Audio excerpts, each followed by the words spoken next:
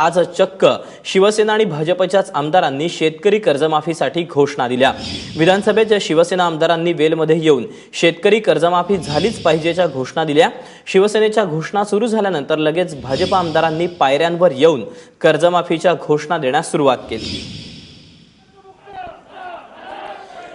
ऋत्विक भालेकर आमचे प्रतिनिधी आपल्या सोबत आहेत। ऋत्विक, आपण खरं तर विरोधक समजू शकतो, मात्र आता सत्ताधारी सुद्धा आक्रमक झालेत कर्जमाफीवरून।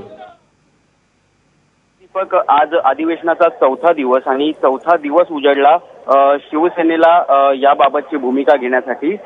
गेले 3 दिवस याबाबत आवाज अक्षर कोणी काढलं नव्हतं।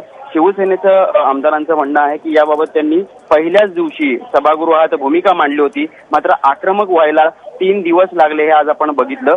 आज जेव्हा शिवसेनेच्या आमदारांची पहिली बैठक पार पडली, या बैठकीमध्ये निर्णय झाला की शेतकऱ्यांच्या कर्जमुक्तीची मागणी यापुढे शिवसेनेचे आमदार लावून धरतील, त्याशिवाय सभागृहाचं कामकाज चालू देणार नाहीत आणि पायऱ्यांवर येऊन ते आंदोलन करावे लागले। तर त्यानंतर लगेचच भाजपचे आमदारही आक्रमक झाले, त्यांनीही घोषणाबाजी सुरू केली आणि दोघेही सत्ताधारी पक्ष एकमेकांसमोर शेतकऱ्यांच्या कर्जमाफीच्या मागणीसाठी आक्रमक होताना आपल्याला पाहायला मिळाले। दीपक, ऋत्विक, धन्यवाद दिलेल्या माहितीबद्दल। आपण पाहूयात नेमकं विधान भवनाच्या पायऱ्यांवर काय घडलं।